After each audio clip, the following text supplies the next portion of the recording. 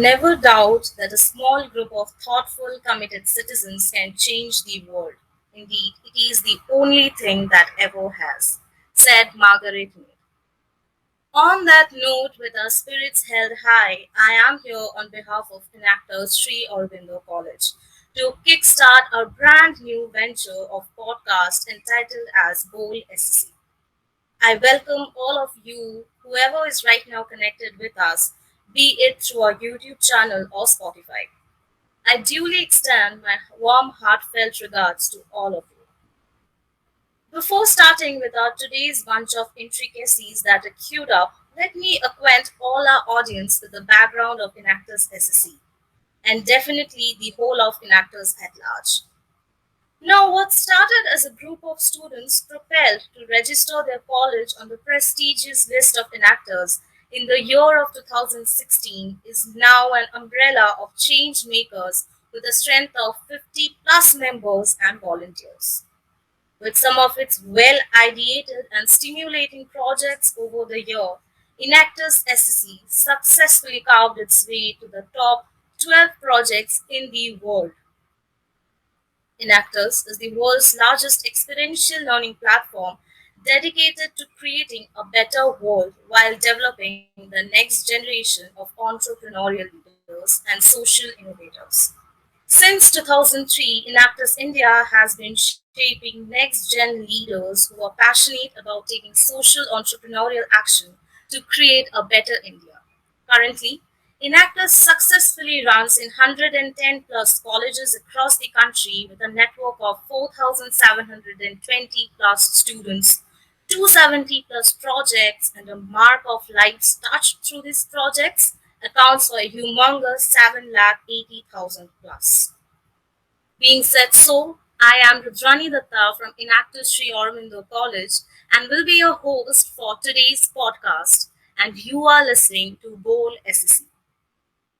Bowl SSC is going to be a podcast which will entail intriguing talk shows, interactions, and discussions on topics ranging from environment to entrepreneurship and much more. We will be having eminent personas with all of us who will carve the way out for our young audience to gain a much deeper perspective on various topics. As the famous phrase goes, today's world is shrinking, and the direct implication of that is there is no such field knowing about which will be of no use to you. Every topic is meant to be unraveled, every stone is meant to be turned. Being said so, we are here to embark on this journey through this series of podcasts. Being the very first episode of Bowl SSC, we are extremely privileged to have one of the most eminent personalities in the field of skill development. We have with us Dr. T.P. Shashikumar, who is better known as an educationist and someone with an ocean of knowledge on almost every topic out there. His academic life is a gamut of diverse disciplines starting from PhD in mathematics to LLB, MS in psychotherapy and counseling, and an MBA degree as well. Apart from his jubilance in the field of academics, he is infamously sought after as a teacher, someone who instills the skill of learning in a student.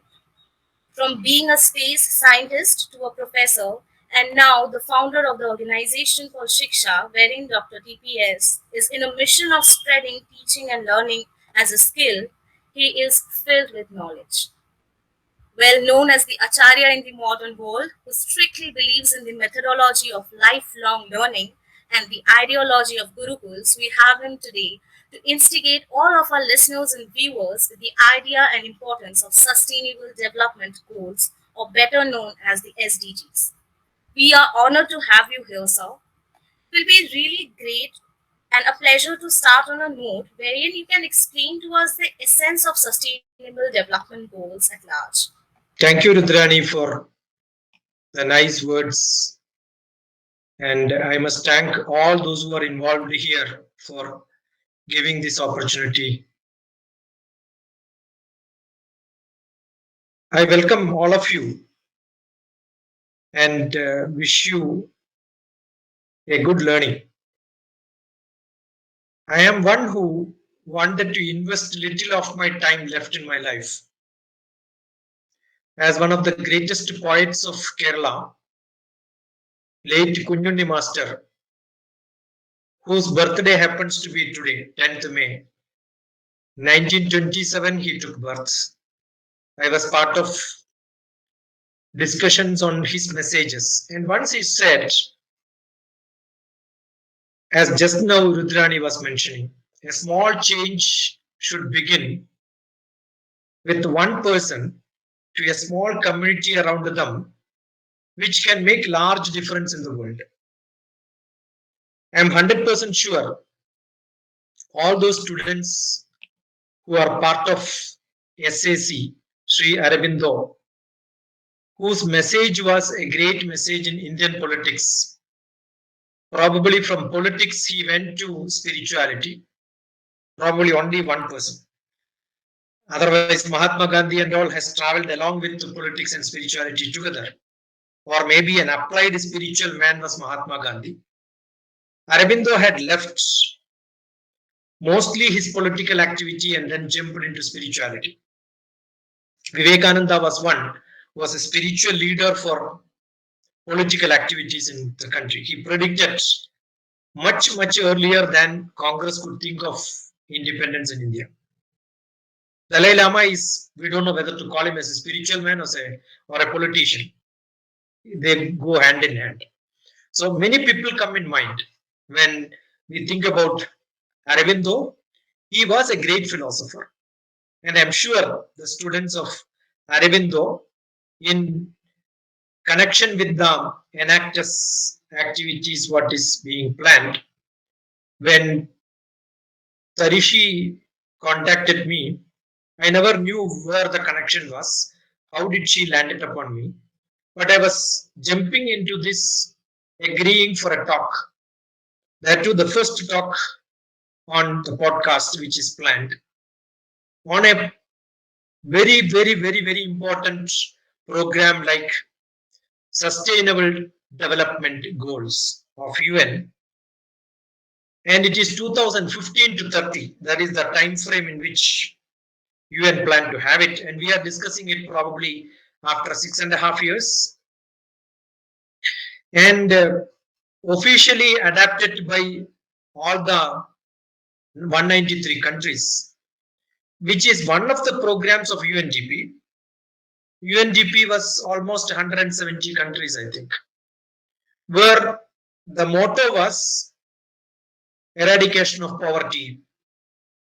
And almost my age, 56 years, UNDP is working in this field. And today when we ask a question, did UN and UNDP could achieve this? Or did the poverty increased in most of the part of the world? Or are we looking at the GDP to gain? Probably India is trying to be in the 4-country club, and that we think as the development in the world. And we are celebrating Yoga Day, and India's status in the wellness is much worse than most of the best countries, or the neighboring countries like Pakistan is much ahead of us. And are we talking about the better life index or the GDP or the other indices which talks about us?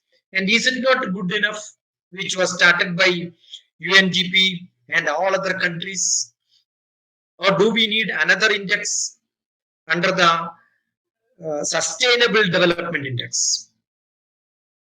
The other day, I was talking on a movie which just released last month. That is Seaspiracy.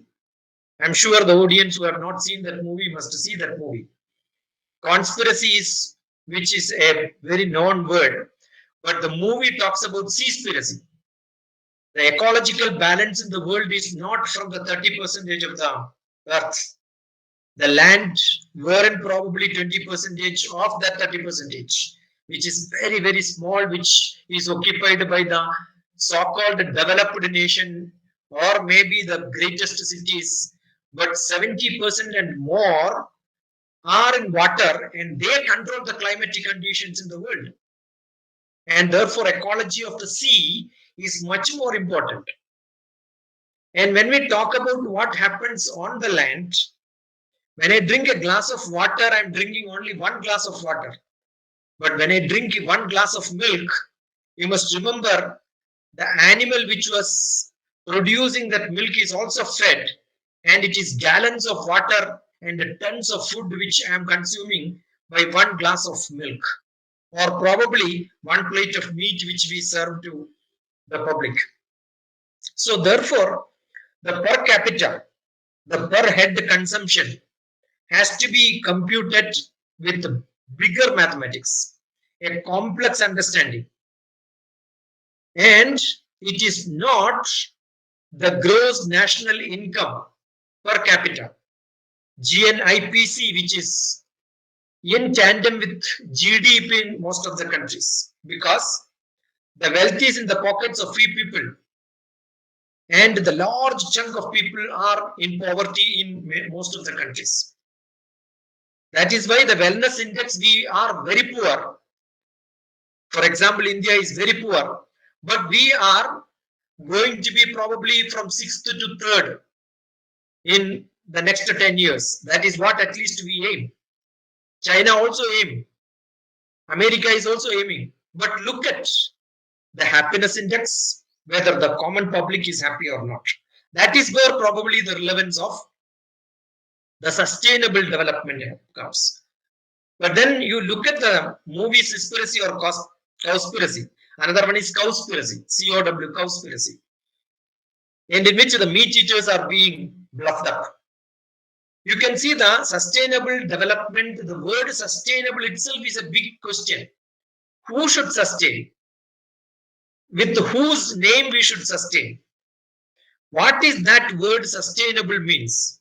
Is it really an adjustment between me and my neighbor? What is his intention? What is his motive? If we don't understand our neighbor's requirement and say, for me to sustain, I need air conditioner. For my servant maid to sustain, probably they need a mixie. So the word sustainability itself is a big question when we compare the first country, probably Sweden, Denmark, Finland. These are all the best country in the Sustainable Development Index. I think we should connect this with the wellness index and the per head human capita income which we have,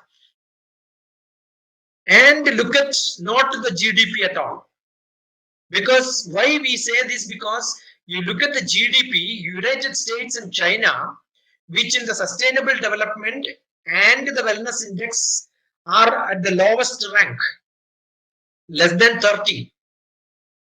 America, I think, is around 50. India is around 120 or so.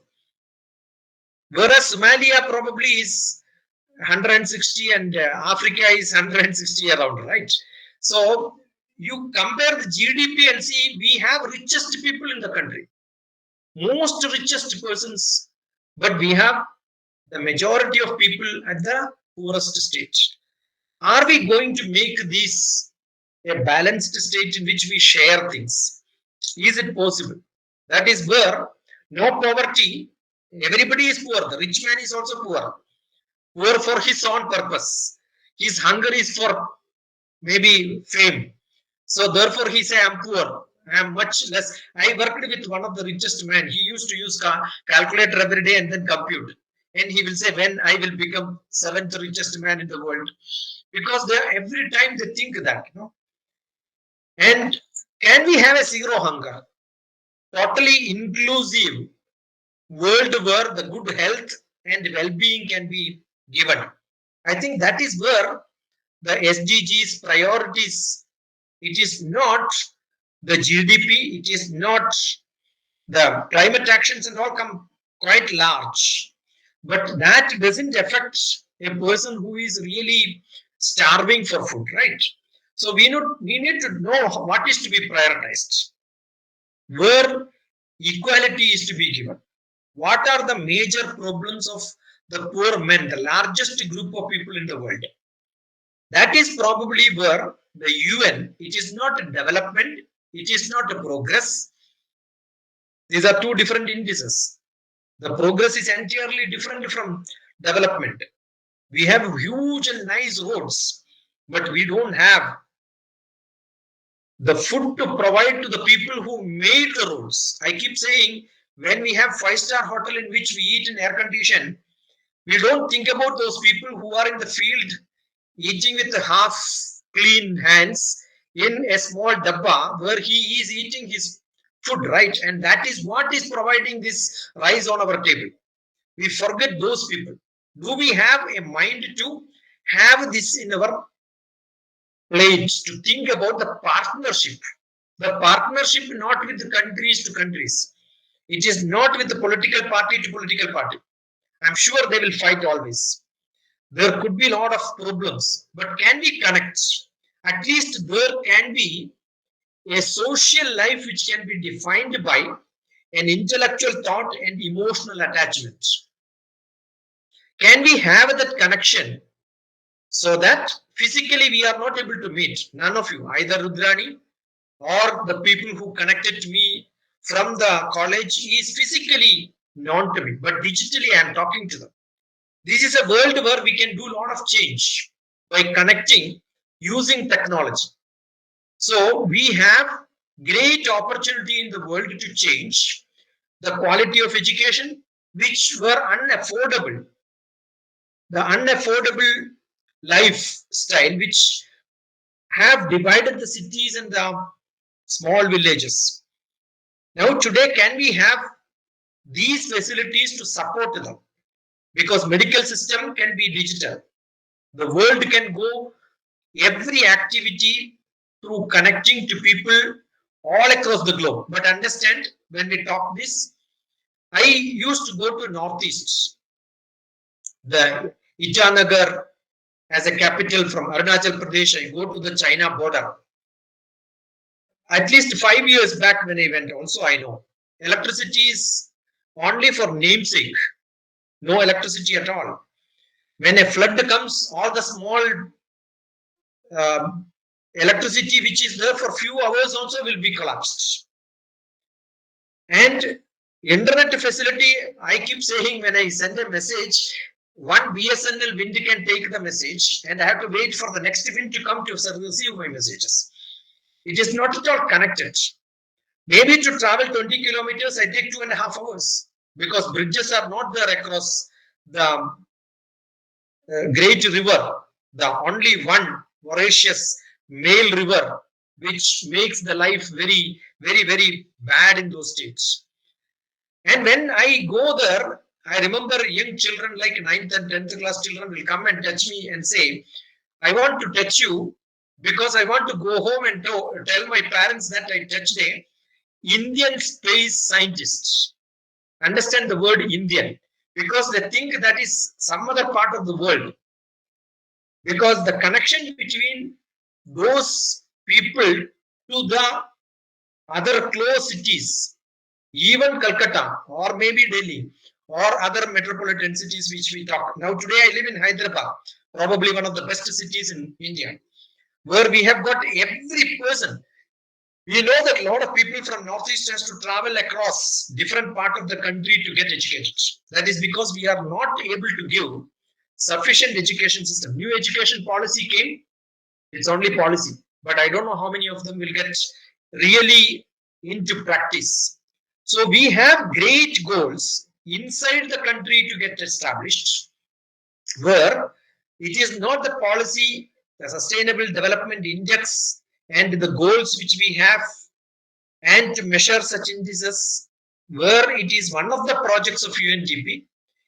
It is how we are going to implement and what we will do to take it across to the whole public, because it aims every citizen in the world, every citizen in the country, every citizen in the states, every citizen in small place, either city or village, each panchayat or taluk, without a discrimination. Will that be possible with this new advent of technology, advent of new century? Can we make this happen? That is the biggest question. I think this is what I wanted to give us an introduction about the goals of UN as sustainable development. Thank you so much, sir. I think so. I mean, all our listeners and viewers must have very well comprehended what is the general idea behind SDGs, because you have provided us with a very subtle way of critically analyzing the UNDP goals. So, sir, at this juncture, I would put forward this question directly.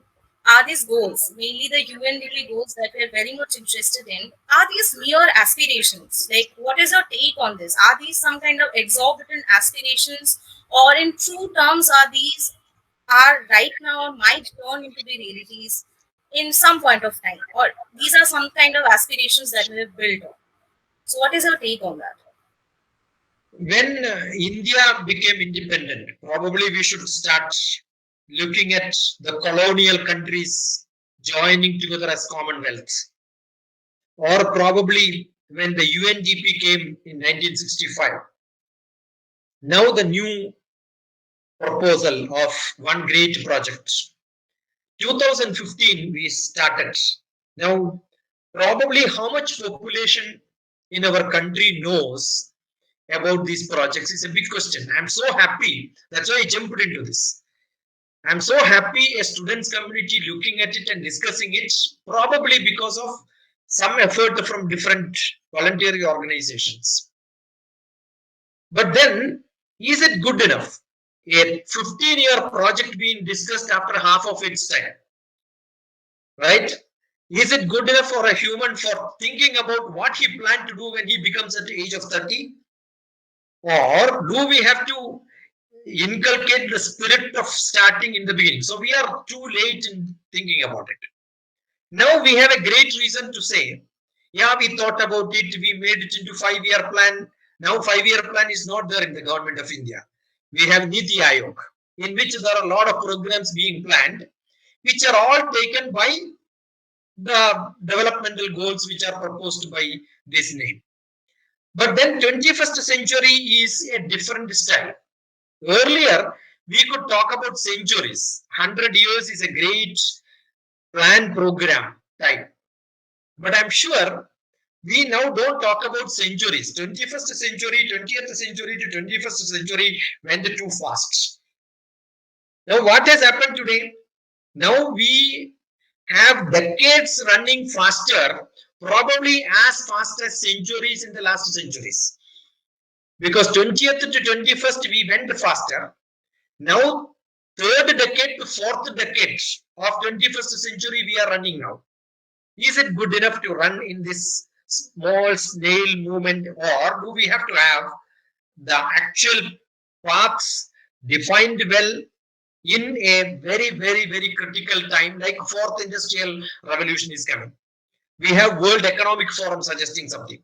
There are a lot of parallel things are also provided. Now, when we talk about the 5G in the country, which is part of fourth industrial revolution, which wanted to connect to the world, understand we have not connected even with the 2G nearly 60% of our country today. Now, what are we doing? Is it realistic is the question. Yes, we all want things to be in real. But is it real in only our mental status? People think about it. There is a saying, I think and think and think and become thunk. And does nothing. Right? Nothing much is achieved in 6.5 years. Therefore, I don't know. Are we going to achieve in next 8.5 years? We have great things to say. 1 year we lost, 1.5 year we lost. We don't know how much more we will lose because of the pandemic. I'm sure this was the most best suitable situation in which to shake hand with the poorest of the poor nations, the poorest of the poor people, because this is when they really require something, right? There has to be some reason for shaking hand between people. I was so glad when this pandemic came because for last 1.5 years, I could reach from one place to another place with different topics to different people, at least intellectually able to think and then share with the people. I'm not physically able to do much, but I'm sure there are a lot of people who can contribute physically. There are a lot of people who can do emotionally. There are a lot of people who can do intellectually. So a social change will happen only when these things happen together. The last 2 years, we had a lot of trouble, but I think we don't know when we are going to change this world for a better physical movement. But since government has taken about it, we had great scope and we had great realistic views by the Niti Aayog when it was taking this forward. But what happened, if you look at it, government missionaries work along with the politics. Whenever there is an election, whenever there are elections, not one election, right? We have many elections coming in sequence. Every political fellow, every government party who are supposed to be involved in development activities are not in development. We only hear in news only political party actions, winning, losing, fighting between them. No governments can work at the central government alone in Indian situation. We need to have state government. But when elections is lost at state and to center is ruled by somebody else, there is a lot of war between them. Therefore, what we lost is the development activity vigor is not seen as they had vigor for political activity. I think the focus is not changing from political to development. Most of the political party doesn't have anything to speak in developmental activities also. They have only politics to speak. They have only color to speak. They have only region, religion, caste, different vote banks, nothing on development. I think the discussion should go along with the developments. What is provided by the UN for the development of the people has to be the token and has to be taken by people who are voting them. If that happens, I am not only talking about India. It also happened when Trump and Biden. It never happened in the earlier American politics. Probably there was, I don't know how many young people heard about Vajpayee's politics. When Vajpayee was opposition leader, he never spoke against the prime minister. He had full respect. And after an election, when Vajpayee by accident became the prime minister, he himself forgot that he was the prime minister. And he was addressing the opposition leader who was the previous prime minister and looking at her, he was telling Bahumana Pradhana Mantriji. Then he realized, oh, it is not she, it is me who is the prime minister. You can imagine a person who forgets the status and thinks about the country, thinks about the activity which he is supposed to do. We had such great leaders. I think we have to make such leaders. At least the concern should be to have that political activity among the youth. Otherwise, I don't think that this is going to happen because they're all good in. There is a great saying in government: you submit a big report for development, immediately the minister will write there. If it is written in English, he will say Hindi mein anuvad karo. That's it. So another 5 years will go, right? So I think we have to change the system of red tapes, and we must make activities which public will take in hand. Then only it will work faster. All right, sir. So it is very well understood that we have a very long way to go, and how politics is something which is really going to have an effect on the effectiveness of this SDGs. So on the same line of question, as anything related to the environmental targets, like we get to hear about multilateral environmental treaties or even the UNDP goals for that matter, time and again there have been much allegations made on how these are not really optimal for the developing or the underdeveloped nations. So for the current goals, which has been given the timeline of 2030, how well do you think India is doing? I remember I was part of government when Prime Minister Manmohan Singh was in power. I was deputy director in his office. I remember when the Kyoto Protocol, the global warming, were always cursing the developing nations because our missionaries were old, our vehicles are old, we are polluting the world. I remember a great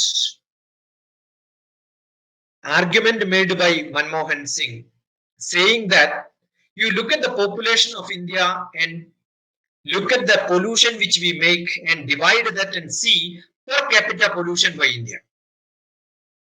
Do the same with other countries. Then we will see India is not at all polluting this world. That's a great argument. But I'm sure the world did not hear that properly. The development index always had a lot of contradiction. They wanted to target the developing nation. The developed nation wanted to put all the burden on us. And there was a great bad message which is pumped in by the global warming. And we have changed all our normal bulb into CFL bulb. But I'm sure the richest fellow never replaced one bulb with one bulb. Instead of one bulb, he replaced with 10 different bulbs. We have started checking all the vehicles here, but we never cared what happened into the Kuwait's oil wells burned by the great nation putting bomb there. We are not worried about how the sea is getting polluted. When a war happens, how much pollution is run. You know, one tanker runs for 1 kilometer, whereas our vehicle can run, motorbike can run 70 kilometers per liter. And when we need a certificate, I don't think there is any pollution control board which installed a lot of checking systems on the roadside. Show me one vehicle which did not get a non-pollution certificate, because it's all the way of fooling. Every person is contributing every 6 months little bit of money in the name of the global pollution control, which is totally and impractically unwanted situation which we created in the name of the international rule which is getting implemented in this country. But not all countries have implemented this. What happens when we wanted to get a signature from somebody, we will have to show that we are also doing something. And that show actually is penalizing the public. This is what happens to most of our projects. The projects, we understand some way, when it gets diluted by the relationship between me and somebody else have to get sustained, that is where the sustainability. I have to make a relationship handshake between them. So give a Nobel Prize for somebody who is making one movie on global warming. That's how Al Gore got a Nobel Prize for that. And that movie became very famous, which is one of the most stupid movie, because immediately after that, the British television came with a 37 scientists interviewed beautiful documentary movie, The Great Global Warming Swindle, which is most stupid word which global warming we say, because it is not there. You will know when you look at the movie called the Seaspiracy or Conspiracy. It is not the small wood industry which is running something, or maybe some small industry which is polluting the world, which is creating a lot of trouble. The natural forest, the rainforest is being replaced by the oil palm trees. These are all done by business people. The great business people still flourish, whereas the poor man with one small basket traveling on a motorbike is getting penalized. This is how like a traffic police punishing people, whereas the great scam people run away from India to UK and then asylum is given there. And we talk about sustainable development, political problems. This is where we need to understand the reality in the field, what we need to do. If that can be understood, I'm sure we can do much better. Thank you so much, sir. So this is very well understood that how the differences lie between a common man and the so-called powerful people here.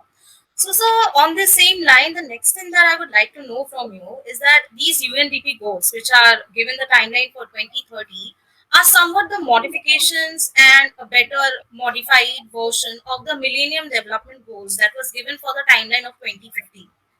So, sir, could you just let us know how successful was our nation to achieve the MDGs by 2015? And I ask this question through the lens of a common man. how successful we as a nation was in achieving the MDGs in the year of 2015.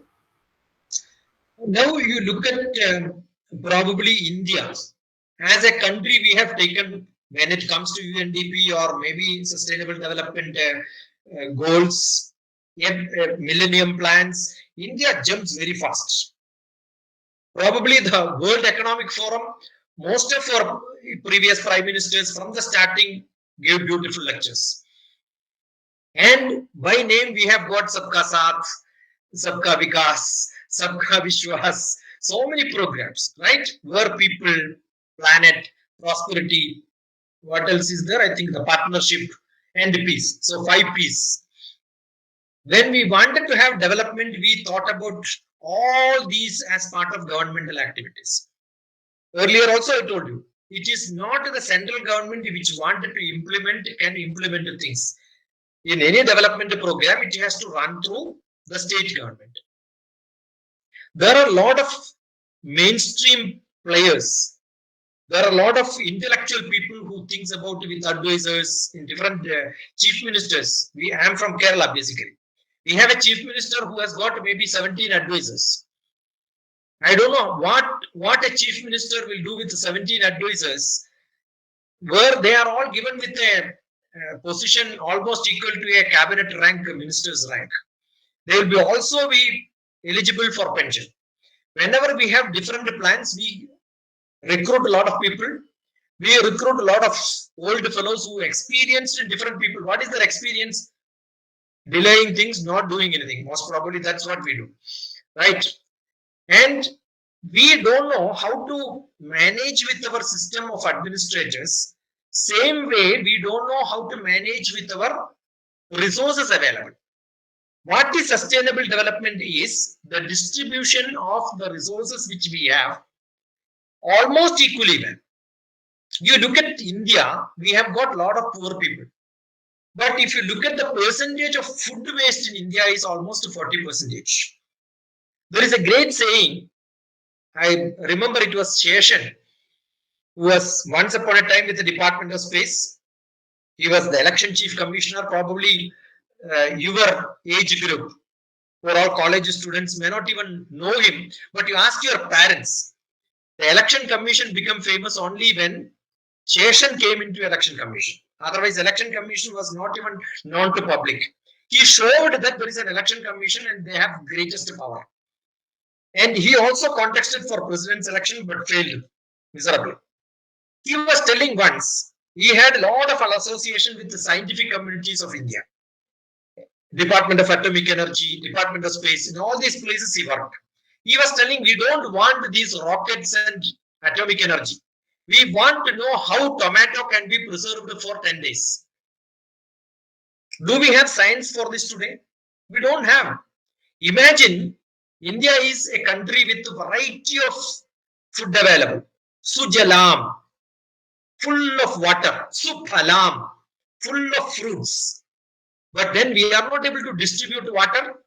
We are not able to distribute food. We have a solution for this.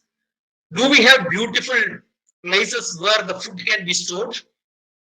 Do we have the trade patterns inside the country at least? If that can be established with the technology and the people, I'm 100% sure this can be done with the great entrepreneurship ability which the children, people who are around. Otherwise, we may talk about Swachh Bharat, but half of our markets are dirty with old food, the thrown away waste. We have Make in India, but what we make in India is probably the agricultural product. We don't have a good distribution system for this. We have skill in India, but we are not using the skill of the youths. We have digital India, but I told you we are not connected mostly well. We develop a lot of good software for the rest of the world, but our softwares which wanted to connect to people doesn't work most of the time when it comes to the government situations. I'm sure this coordination is what is required. This collaboration is what is required. This welfare trust between the people and the political parties and the government at different levels, local authority to the union government, is what is essentially required for a great path forward in this. That's what I believe. All right, sir. It was really insightful to hear you, and your detailed description has definitely made this fear of SDGs and understanding SDGs much clearer to all of us. As a last question, or more of a closing remark, if you may say, what would you prescribe or basically say to the people out there? How can the common man make a difference in achieving these goals? We, as a student, right now, you said that how a youth and the children entrepreneurial force can be put into effect. So, what is your piece of advice for the common man? I think the transforming world should not happen with people like me who are above 50. Probably the most powerful people are between 15 to 30. If up to 30 you have not thought about it, probably we can extend it from 30 to 50 for some more people to think about it. Therefore, the sustainable development is a transformation of our world in the next 15 years. That was the aim in 2015. Now we lost few years. Can we have up to 2030 for the next 10 years, say? What can make a difference? The quality of education? It is not learning, it is understanding the problem. And that will come only when you discuss. Take all the bad experiences which we had in the old generation and take a oath that you are not going to take it forward in this way. Make a direct impact, a decent work for the economic development of the next generation. That means the largest community, nearly 500 million people who are living between the age 15 to 25, say, they're all spending only $2 per day. That is their survival because they depend on their parents, they have their houses. Their elders may be spending maybe $10 to $15 per day at an average, the poorest of the poor. If you take an average, above 15, above 50, that is what? Above 15 to 50, probably you need $2 to $3 per day only.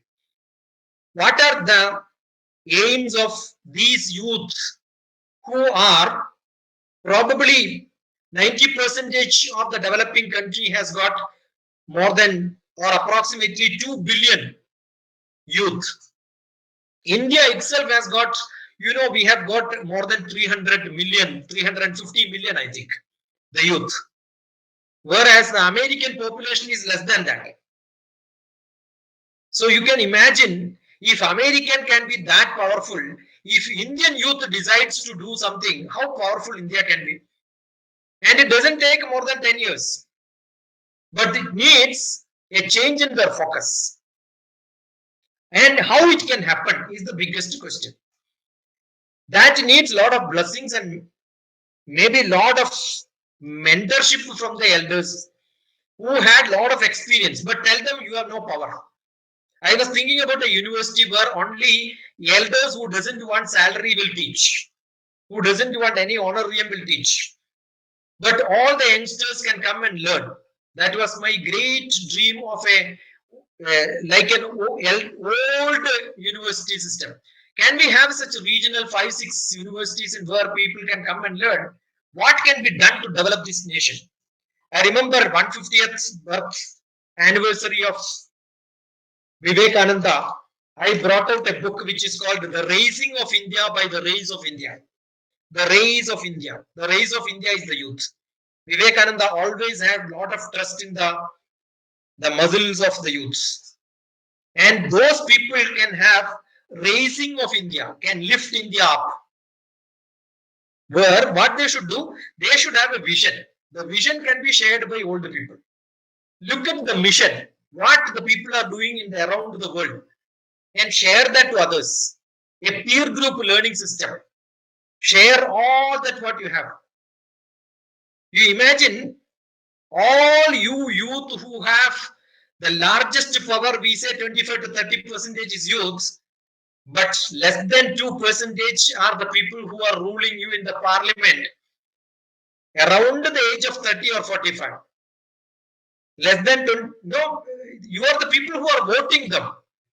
So what is that we can do to make a difference is the question. At the age of 18 or less than that, in developed countries, girls are getting married. They don't even have their own independent youth look. They become old by young itself. The youth priorities are always education, employment, entrepreneurship, health, and should change to governance and participation. And if this change can happen, not family, the youth should think about what you are discussing now, the sustainable development goals. And that discussion will not take anywhere, because as soon as you get a job, you become a family, you become so selfish as your parents were. And you will only think about where my child has to get admission for LKG and teach them up to PG, LKG to PG, and make them get married, and then that continues. That is where the social system was ever thought that it is more stronger when we think about a family. That is what India's strength we call. But then we lost in the way of not thinking society, not able to spark the youth ability from the friends, from the family, from the purpose of self-life to the public. If we can share that, I'm 100% sure we can share this across. Therefore, I suggest you the 5 pillars of the development. One is politics, judiciary, then the press, and probably the discussions which we happens in the education system and the awareness which we get into public. So get into press to get to this awareness, get into judiciary administration, try to be in the government service with the greatest public cause, not for me to gain. That is where the corruption starts. When the administrators support politicians, corruption starts. Without administrator support, no politician can do corruption. So I'm sure the youth which have much wider thoughts enter into politics. I want the representation. There are a lot of fighting for the women reservation in the legislation. Why not the youth reservation in the legislation? Why every party cannot have the political system should have the reservation which are less than 30, less than 45, based on the population of the country. I'm sure that should be the decision which is taken, so that there will be a powerful leader to govern what is happening in the authority at the lowest level, in the panchayat level, municipality level, taluk level, district level, goes to state level and the nation level. A well distribution of youth in the public life. That is what is essential, where people should understand politics is not bad, administration is not bad, judiciary is not bad, business is not bad, press is not bad. And if this can be cultivated in the youth, and there are great roles to be played, it is not working with some NGO for some time and then leaving it. You have physical ability, emotional, intellectual for a social change. But then get into the Maslow's principle. The last says self-actualization. Get those people who decided that I don't want anything.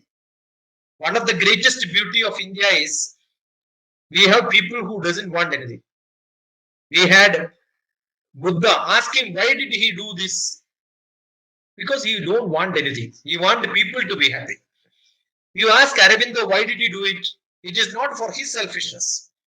He doesn't want his politics for Mahatma Gandhi. Vivekananda never wanted his people to be improved. He want the whole world to be improved. So that nature, that is spirituality. That is practical spirituality. And if that can be implemented, Loka, Samasta, Sugino, Bhavantu, you imagine all the 17 points of the sustainable development goals is one chanting which we had, not for chanting alone, for practicing. Loka, Samasta, Sugino, Bhavantu. Let all the people who are sitting with me and eating be peaceful.